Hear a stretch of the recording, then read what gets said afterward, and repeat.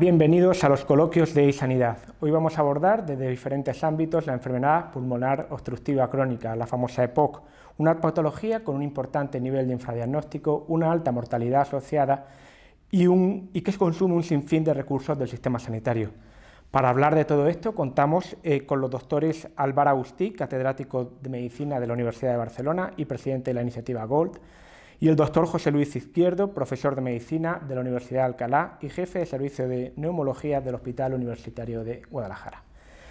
La primera pregunta que me gustaría lanzarles es, esta enfermedad, la EPOC, la conocemos ya desde hace bastantes años, ha ido ganando protagonismo con el tiempo, existen diversos tratamientos ya y sin embargo hay un alto nivel de infradiagnóstico. Según el estudio EPISCAN-2 estamos hablando de unas cifras del 74% de pacientes no diagnosticados. ¿Cuáles pueden ser las razones de esta circunstancia? Si le parece empezamos con usted, doctor Agustí. Pues en primer lugar, muchas gracias por la invitación, un placer estar con ustedes hoy con mi buen amigo el doctor José Luis Izquierdo. Esto es una cifra que debe ser verdad, porque llevamos muchos años con esta cifra de manera repetida. Usted ha mencionado el estudio EPISCAN-2, que es el más reciente, pero el EPISCAN-1 hace 10 años, si no recuerdo mal, en vez de 78 daba un 80%. Es decir, que sin duda hay un gran infradiagnóstico de la enfermedad.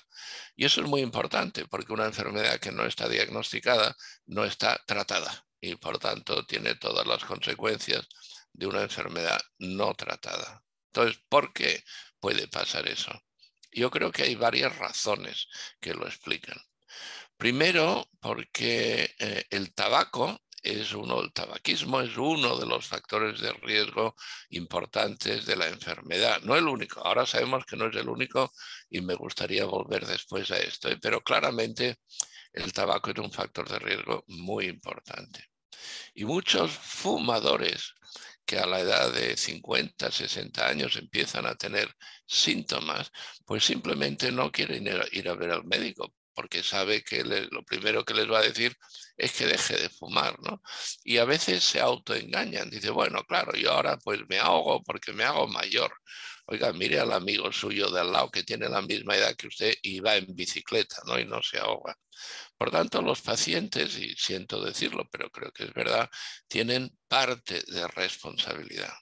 Los médicos tenemos, o el sistema sanitario tiene la otra parte, ¿no? Porque diagnosticar la EPOC es fácil. Hay que hacer una prueba sencilla que se llama espirometría, que no es invasiva, no duele, no pasa nada. El único problema que tiene es que precisa tiempo. Precisa que un médico o una enfermera o un técnico, alguien le dedique pues entre 15 y 30 minutos a un paciente para hacerle una prueba. Y tal como está el sistema sanitario tensionado, con listas de espera, con demandas, pues a veces no se hacen las pruebas diagnósticas que se deberían hacer.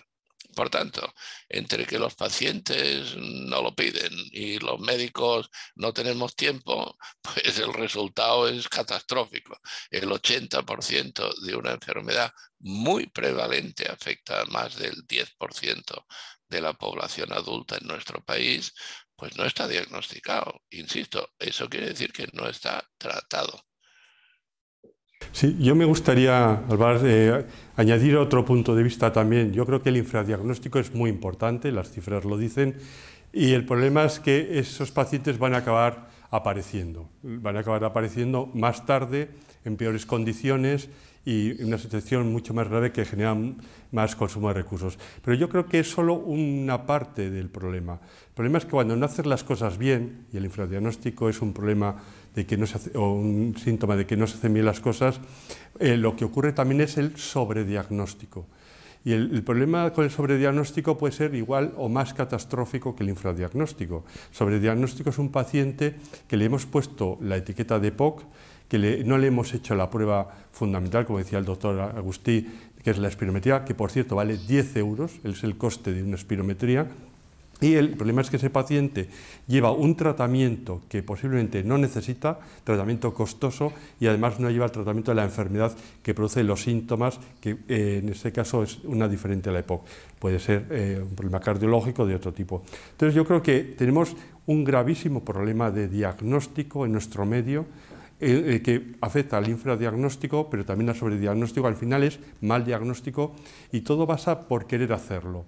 Porque mi experiencia personal es que hay pacientes que se van de alta con pruebas cuyo coste global puede superar los 3.000 euros, tax, pruebas de estancia hospitalaria, y nadie se ha molestado en hacer una prueba que vale 10 euros.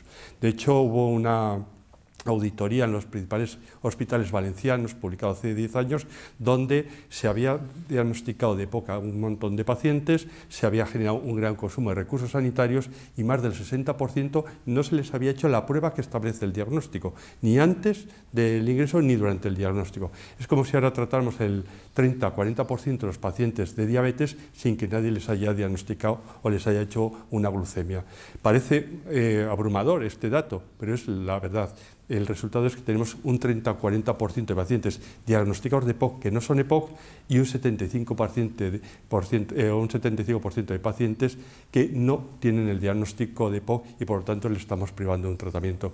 De manera que alguien de alguna forma tendría que poner a nivel de la administración orden, porque es una enfermedad, como decía el doctor Agustí, muy prevalente, que genera gran cantidad de recursos o de carga económica para los sistemas de salud y una gran carga social y personal para los pacientes.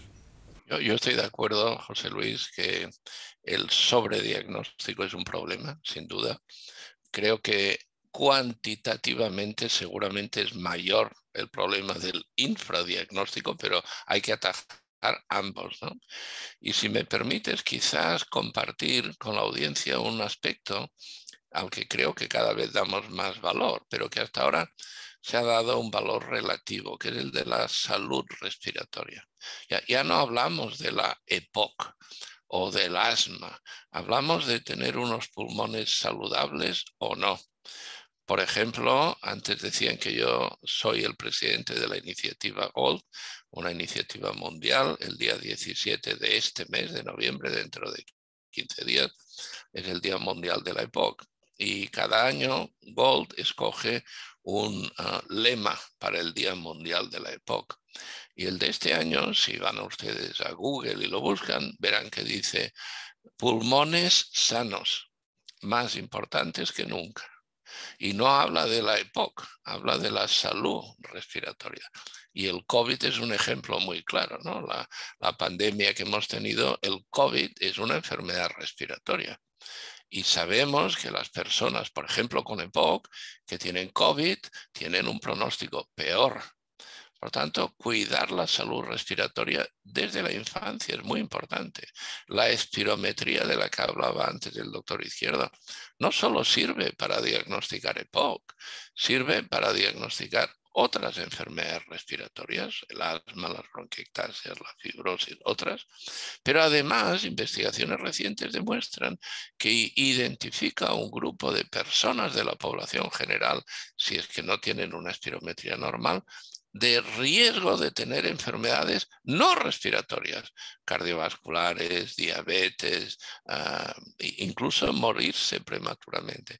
Por tanto, la idea de la salud respiratoria como un marcador de salud global que se puede identificar fácilmente por 10 euros, como decía el doctor Izquierdo, es algo que creo que los neumólogos en primer lugar y la sociedad en general en segundo lugar deberemos promocionar, porque es un marcador de salud global muy importante, el que la espirometría sea normal o no, no ya solo para la EPOC.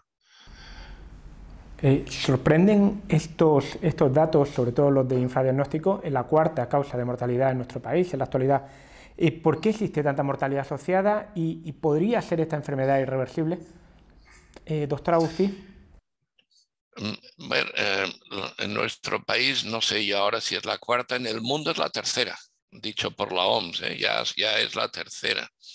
Y yo creo que es más alta, porque cuando alguien se muere, el certificado de defunción pone paro cardíaco. y por tanto se adjudica la causa de la muerte a una enfermedad cardiovascular porque se ha parado el corazón, que obviamente nos pasa a todos cuando nos morimos.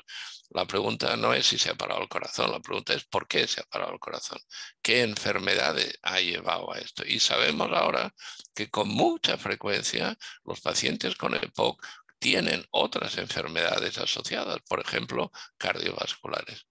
Por tanto, es una causa de muerte importante porque es frecuente, el 11% de la población coexiste con otras enfermedades cardiovasculares o cáncer de pulmón, la de tener EPOC aumenta el riesgo de cáncer de pulmón y además no está diagnosticado, por lo tanto no está tratado.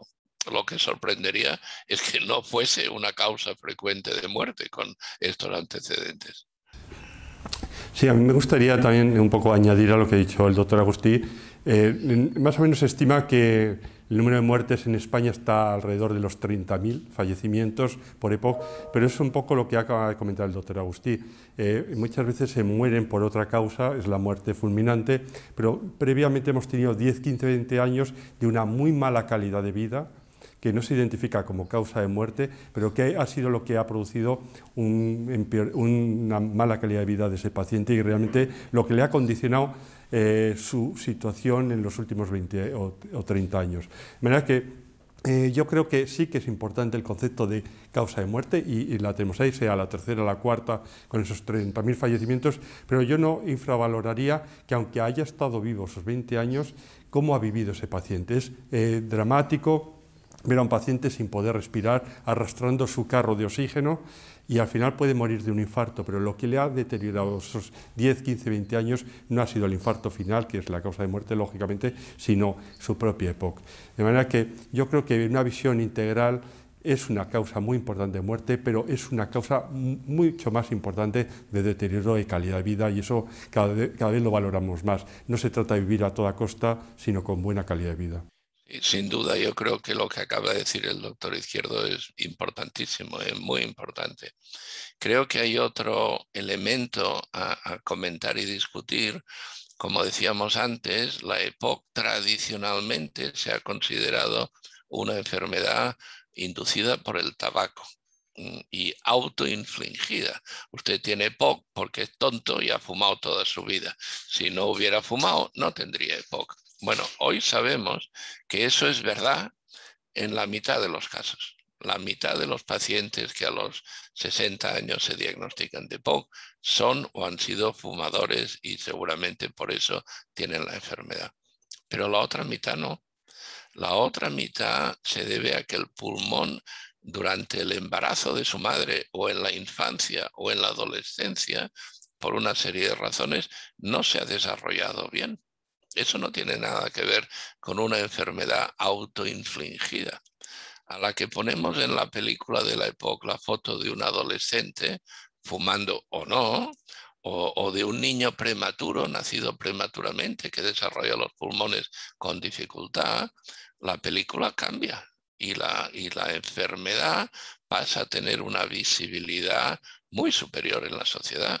Eso quiere decir la tasa de infradiagnóstico y de supradiagnóstico mejorada, un tratamiento adecuado, una calidad de vida mejorada y un pronóstico mejorado. Pero hay que poner la EPOC en la película. Si no, aquí de lo que hablamos es de cáncer, de enfermedad cardiovascular, de enfermedades neurodegenerativas, que por supuesto hay que hablar de ellas, pero no nos olvidemos de la tercera o cuarta causa de muerte en el mundo, que normalmente nos olvidamos. Y pues respecto a un aspecto de la pregunta, que era si es irreversible, yo diría que no es completamente reversible, pero no es completamente reversible como puede ser un diabético, un hipertenso y muchas enfermedades crónicas. Pero lo que sí que es importante resaltar que si hacemos bien las cosas, diagnosticamos de forma correcta y ponemos el tratamiento de forma correcta, el paciente va a morir con EPOC, pero un EPOC controlado, con mejor calidad de vida y con más años de vida. De manera que ese concepto de irreversibilidad hay que ponerlo un poco en contexto, que no significa que sea una persona inválida si hacemos bien las cosas. Sobre todo si las hacemos pronto, porque actualmente en los pacientes que se diagnostican, recordemos que hay muchos que no se diagnostican, pero en los que se diagnostican se hace a los 50, 60, 70 años de edad.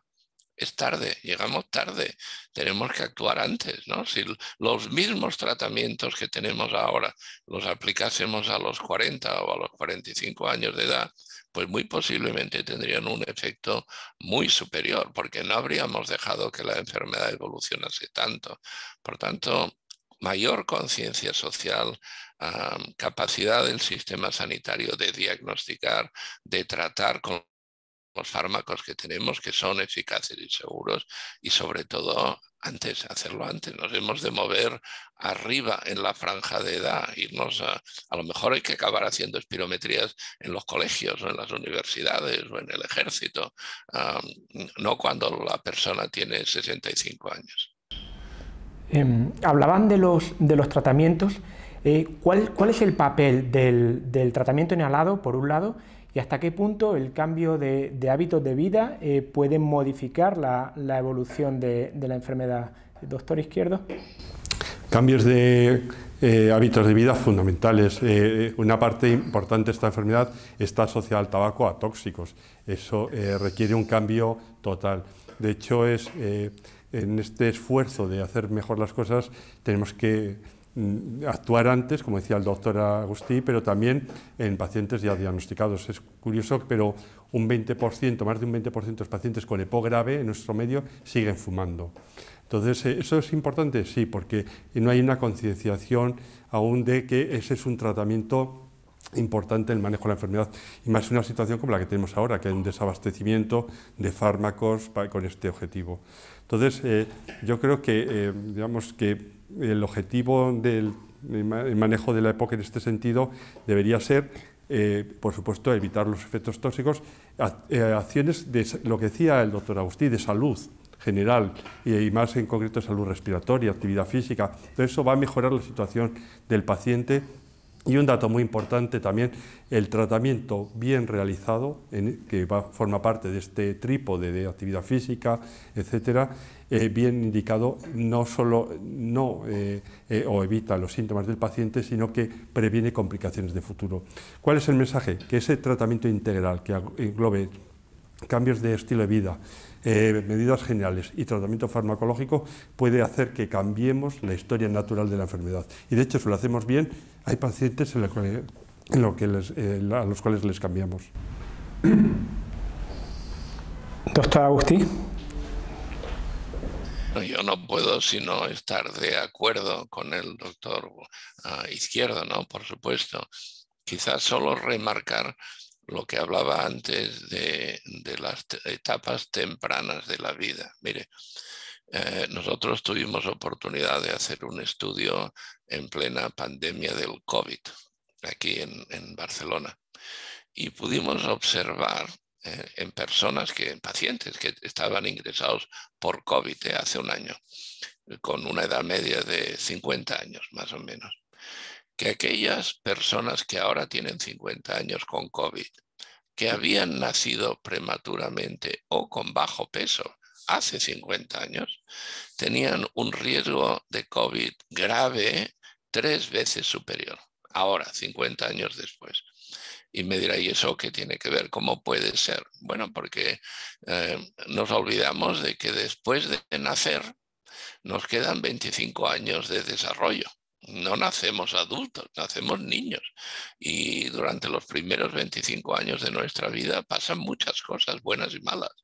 Y depende de cómo desarrollemos el pulmón y seguramente otros órganos, nos irá en la vida adultos mejor o peor. Y si el pulmón se ha desarrollado menos óptimamente, no necesariamente mal, pero no óptimamente, y tenemos una persona con un pulmón frágil, cuando tenga 50 años y se encuentre con un bicho como el COVID, si su pulmón es frágil, claudicará antes que el señor que tiene un pulmón no frágil.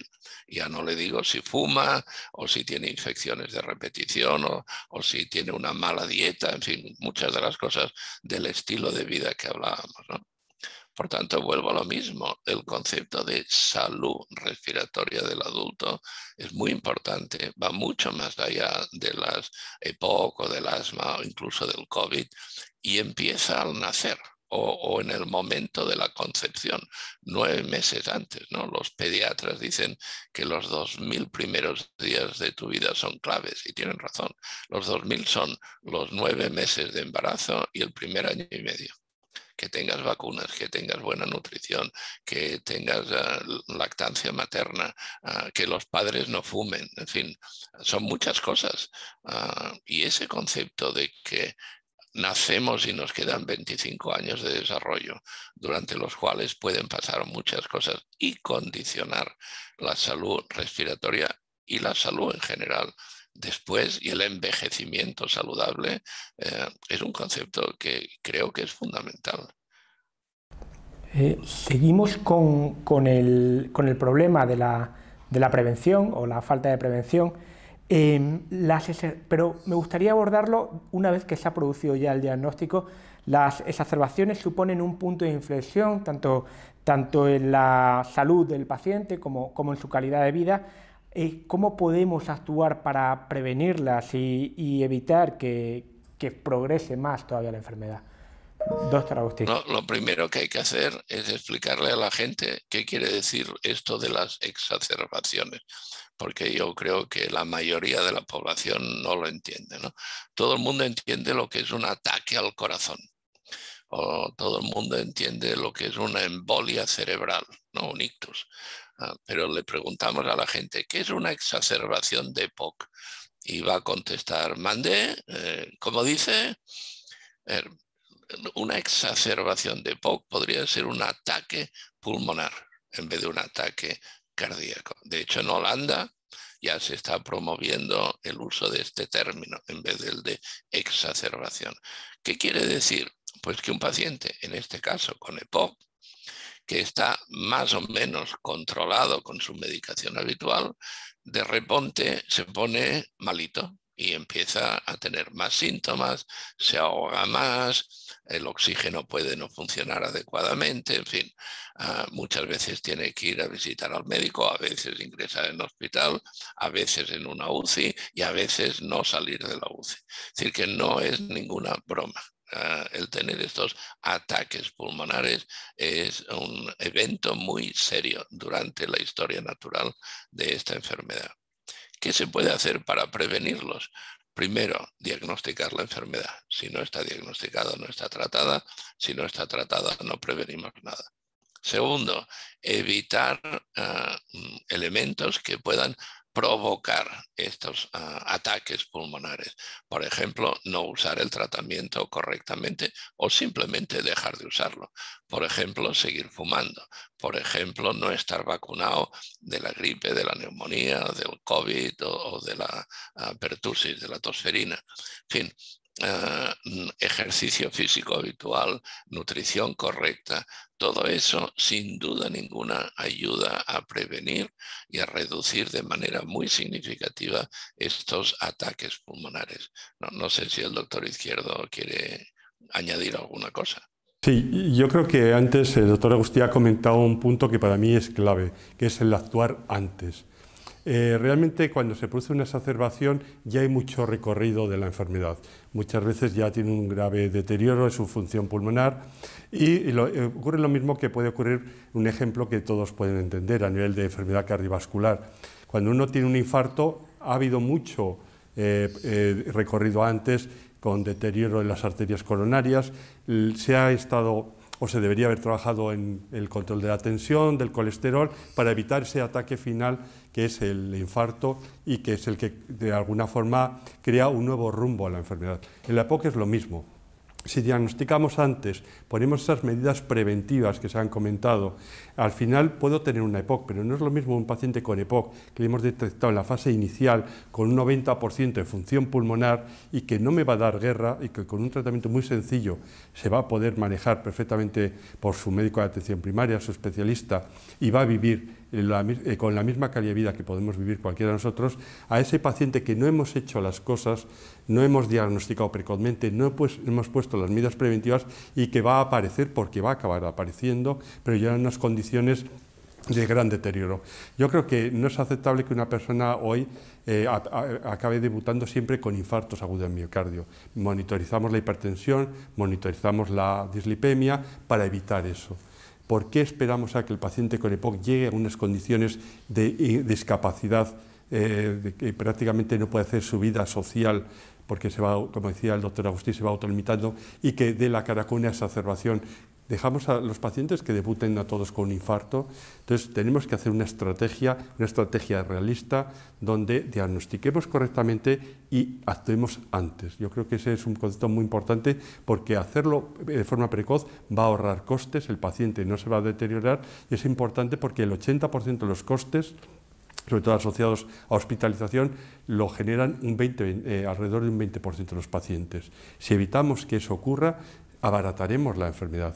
De hecho, es interesante porque hace casi 20 años se hizo un estudio, el Confronting COPD, se compararon 5 países europeos, Canadá y Estados Unidos, y España era el que más gastaba. Era el que más gastaba porque diagnosticaba mal, iban más tarde a buscar al médico y al final aparecían en hospitalizaciones, que es la gran carga económica de la enfermedad. De hecho, incluso cuando ajustábamos a Producto Interior Bruto, el gasto era mayor que en Estados Unidos. De manera que el mensaje yo creo es claro, la exacerbación hemos llegado tarde. Tenemos que concienciarnos con la enfermedad y actuar de forma más precoz. ¿Cuáles son los principales retos y necesidades para mejorar el manejo del paciente con esta patología, doctor Agustí? Bueno, yo creo que son los que ya hemos comentado, ¿no? Hay que claramente mejorar el diagnóstico de la enfermedad, tanto por defecto como por exceso. 2, hay que cambiar el tiempo, en el momento en el que se hace este diagnóstico y no esperar a que el paciente llegue a la consulta o a las urgencias del hospital con 65 o 70 años. Hay que ir antes, hay que ir, pues no sé, a las escuelas para ver este tema de la salud respiratoria, pero seguramente pues a los 20, 25 años yo creo que la espirometría debería ser una medida de salud pública a determinar 10 euros cada uno en toda la población, identificar personas de riesgo, insisto, de enfermedad respiratoria y no respiratoria también asociada, ¿no? Yo creo que si conseguimos estas dos cosas, mejorar el diagnóstico y anticipar el diagnóstico, lo demás sigue, porque los fármacos existen, el conocimiento existe, el sistema sanitario existe, los médicos están formados, por tanto, diagnosticar mejor y diagnosticar antes. Esto para mí son dos elementos clave. Y el tercero, el concepto que va más allá de la EPOC, que es el de la salud respiratoria. Sí, yo estoy totalmente de acuerdo. Yo creo que la clave es esa, mejorar el diagnóstico. ¿Cuál es el problema que tenemos ahora? Antes comentaba un estudio en la Comunidad Valenciana donde se iban de alta el 65% de los pacientes sin que hubieran tenido nunca una espirometría. Nosotros en un estudio reciente, en ciertas áreas sanitarias, más del 80% de los pacientes tratados y diagnosticados de EPOC no tienen una espirometría. ¿Eso qué traduce?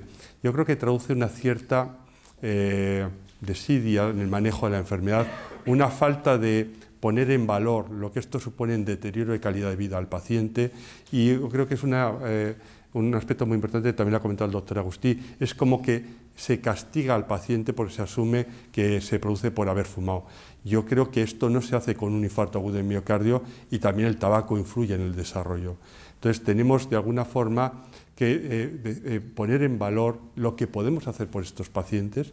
No son pacientes todos de 80 años, todo esto empieza a los 40 años o como decía el doctor Agustín, a veces antes, y solo actuando de esa forma, diagnosticando y sabiendo que podemos hacer mucho por los pacientes es cuando podremos detener esa situación que conlleva que el paciente acabe continuamente ingresando y generando una gran carga económica que está motivada fundamentalmente por los ingresos y hospitalizaciones. Han comentado varias veces este símil con el ataque cardíaco, con el infarto, pero ¿hasta qué punto el paciente entiende esta comparación? ¿Se puede generar igual un miedo excesivo ante la enfermedad en el paciente que pueda ser contraproducente? No sé desde sus consultas cómo han visto la reacción de los pacientes. Bueno, tener una exacerbación, o vamos a usar la terminología nueva, un ataque pulmonar, el paciente que la ha sufrido no se olvida, la conoce muy bien, porque bueno, pues tener sensación de no poder respirar es muy limitante. Ya sé que no estamos presenciales, que estamos telemáticos, pero si me permite el señor moderador que haga un experimento en vivo y en directo, ¿sí? Le puedo pedir que coja aire, coja usted aire, aguántelo ahí. Y ahora respire normalmente desde ahí, sin sacar el aire. ¿De acuerdo? Coge aire y respire desde aquí. ¿Tiene dificultad respiratoria? Sí. Bueno, pues ahora va a tener una agudización. Coja más aire, todo el aire que pueda. Y ahora respire desde ahí. ¿Tiene más dificultad respiratoria? ¿Se olvidaría usted de esta sensación? No. Pues creo que ya le he contestado. Yo creo que el ejemplo lo ha dejado claro. No, es un ejemplo que yo explico a mis estudiantes y a mis residentes y lo entienden muy bien. Sí, además yo creo que la cuestión es que yo creo que la gran diferencia es que cuando se produce una cardiopatía isquémica, dado que seguimos con ese ejemplo, es algo brusco que cambia la vida de un día para otro. Esto es más progresivo. Entonces uno no quiere ver el tren cómo se acerca y no se quiere apartar de la vía, pero al final de un tiempo el resultado puede ser igual o peor. De hecho, las tasas de mortalidad muchas veces después de un ingreso por exacerbación de EPOC son superiores muchas veces al de un ataque cardíaco. ¿Cuál es la diferencia? Yo creo que como de agudo se produce el episodio cardiológico y lo otro que es más progresivo. Por no decir que a veces coexisten. Y con una cierta frecuencia un enfermo ingresa por una exacerbación de EPOC y mientras está ingresado tiene un infarto de miocardio, porque el corazón y el pulmón están muy relacionados, ¿no? Doctor Izquierdo, le quería preguntar también por el movimiento EPOC 0, ¿cómo puede esta iniciativa ayudar a mejorar la situación de la EPOC en España? Yo creo que después de lo que hemos comentado aquí, queda claro que hay mucho por hacer y además yo creo que el refuerzo es ese, queda mucho por hacer. Desde que se publicó la Estrategia Nacional de EPOC ha habido muchos documentos, planes estratégicos, guías clínicas, recomendaciones, planes asistenciales, pero el resultado es que no estamos haciendo lo que hay que hacer. Un diagnóstico correcto, un manejo temprano de la enfermedad. Entonces yo creo que ahora mismo cualquier iniciativa que conciencie ese concepto que ha comentado el doctor Agustín, salud respiratoria, que es amplio, pero que en este caso de la EPOC es crucial, yo creo que cualquier iniciativa que ayude a cambiar esta situación que venimos arrastrando hace años va a tener un impacto tremendo en la población. Pero estamos hablando no de una enfermedad rara, no de una enfermedad poco frecuente, es una enfermedad que afecta a miles y miles de españoles. Por lo tanto, bienvenida cualquier iniciativa que ayude a corregir los errores del pasado. De hecho, el objetivo es ese, pero siempre eludiendo documentos, papel mojado, sino actuando, porque además estas medidas de actuación son sencillas, son baratas y son eficientes. Para mí el gran cambio, estando de acuerdo con todo lo que ha dicho el doctor Izquierdo, es pasar de una enfermedad de varones, porque figura que la EPOC solo era de varones, lo cual es falso, hay muchas mujeres con EPOC, pero digamos, pasar de una enfermedad de varones viejos, fumadores, que tienen la enfermedad porque son tontos y han fumado, cambiar ese cliché al de una enfermedad en el que el tabaco sin duda es un factor de riesgo muy importante, pero no el único, que puede empezar mucho antes y en la que hay mucho que hacer, sobre todo si diagnosticamos y actuamos pronto, no tarde. Para mí el secreto de la campaña EPOC 0 es diagnosticar bien y pronto. Muy bien, doctores. Muchísimas gracias por participar en este coloquio con iSanidad. Doctor Agustí, lo hemos tenido ahí desde la pantalla, el doctor Izquierdo aquí en la redacción. Igualmente les agradecemos su participación y a la audiencia, nada, decirles que sigan en isanidad.com. Un saludo.